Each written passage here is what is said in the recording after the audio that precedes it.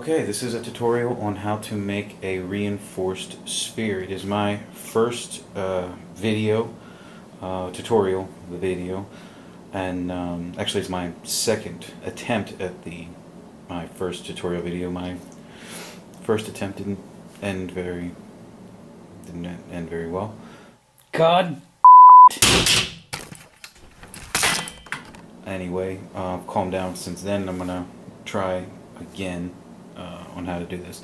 So the first thing that you're going to need to get together you're going to need 24 stacks of 10 rings, a 40 stack of 9 rings, a 40 stack of hexagons or 6 rings or 6 spheres, and a 24 stack of pentagons, 5 spheres.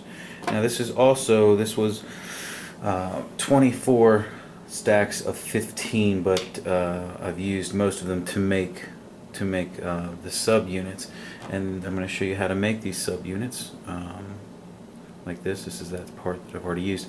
Now, as you notice, I've only got 9 here, and I'm going to show you how to make the 10th. But a sphere is actually a dodecahedron, and it needs 12 sides. This is only going to make 10. However, to make this piece, you actually put pieces on and you cut them away. So you're going to be cutting off parts of these small sections to attach the other sections. And as that happens, you'll be able to make the 11th and 12th subunit. So first things first, let me show you how to make these subunits. And just pop them together.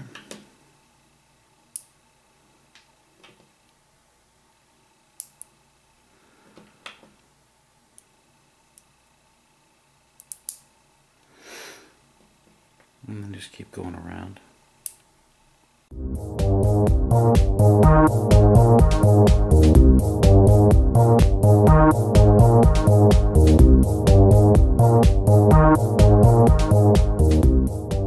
Okay, so there you got it. Well, most of it done. Now these were just rings of 6, stacked, double stacked, and there were 15 of them, and that created that shape. Now you also have over here 2 pentagons, and I'm going to show you what to do with those. First, just cut it up into just one pentagon. You're going to take the first one, and I like to just keep, you see 1, 2, 3, 4, 5, I like to keep it like that. It doesn't really matter, but I personally like it when they all match up. So I'm going to put that right there, and then I'm going to put this right there, and that finishes off that shape, and really makes it suck down in there. Now, next thing you're going to need is a double stacked ring of 15, and you're going to just place it right there, so that the inside 10 ring is surrounded by the outside 15 ring, and then you're done. So that's how you make these subunits. Okay, the next thing you're going to make is a Magnanaut's core. However, I make my cores differently than Magnanaut makes his core. This is a core by Magnanaut. You use the same amount. I'm going to show you how I make my core. You use the same amount of magnets as the Magnanaut core, and I'll show you the differences and why I don't use this one and why I use the other core, because they look the exact same and they're the exact same product when it's ended, but the way I do it just is a little bit more firm of a structure. Now we're going to show you how to do that. First, you're going to cut up 12 of these pentagons.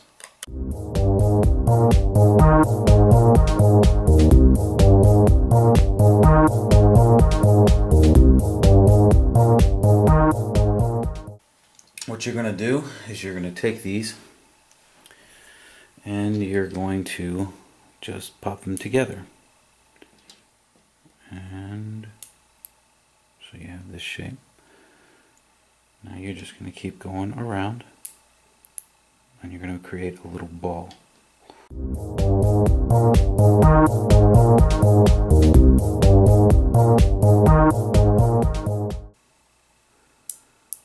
And there you go. So that's your starting shape to make the core. Now all you're going to do is you got another stack of 12 pentagons here, and you're just going to put those interlinked on top of the already sitting there pentagons. So let me cut those up.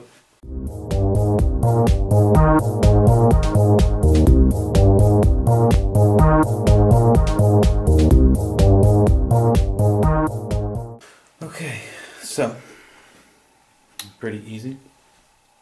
Just take this and let's make sure that these are going, yep, they're going in the right direction, and just put them all the way around. And I'm just going to do that.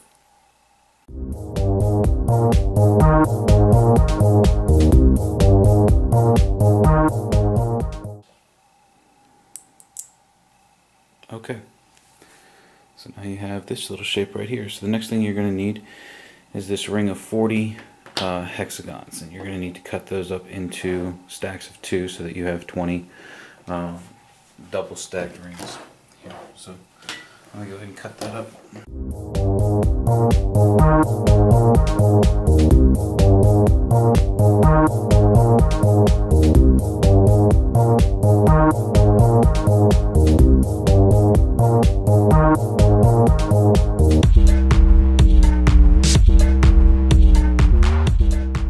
Okay, so what you're going to do here is you actually don't want to interlink these. You want these to be non-interlinked. You want them to kind of sit, you want it to sit right on top.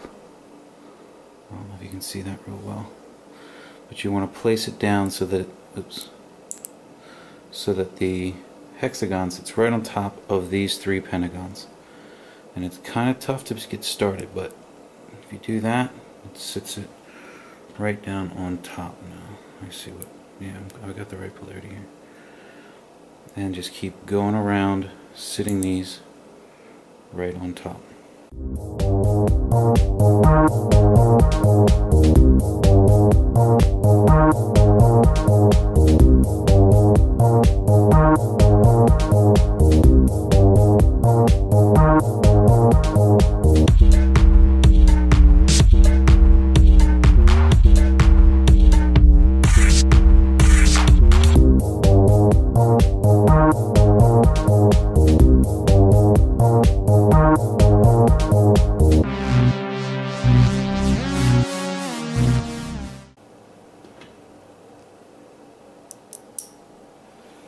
Okay. Alright. Oops. Alright, and that's what you're left with. Now I'm going to show you the difference of why I use this core, because I shouldn't have put, just to show you the core, I shouldn't have put double stacks of 6. If you just put one ring of 6 on top of those double stacks of pentagons, you'll have Magnanuts core. And I'll show you what that looks like in the difference. This is a core that Magnanut uses, and he has a tutorial on how to use it. The reason I don't like it, I mean, you'll see that he uses just basic pentagons and he squishes them down on one side into a triangle. But as you can see, there's these spaces in between where the the ring of 10 spheres is, and there's spaces in almost every single one of them. And I'm going to say every single one of them, I'm not just going to say almost every single one of them. And it's not that sturdy of a core. I mean, it's good. It works. I've used it a bunch of times, but when you're really trying to get intricate things, I don't like to use it because it's got this gap. Now this is what had I not put that extra ring of 6. This is what this core looks like. There are no gaps here. I mean, this is a very, very strong structure. I mean, they look almost identical, except for this piece here is all of this rings of 10 here are solid.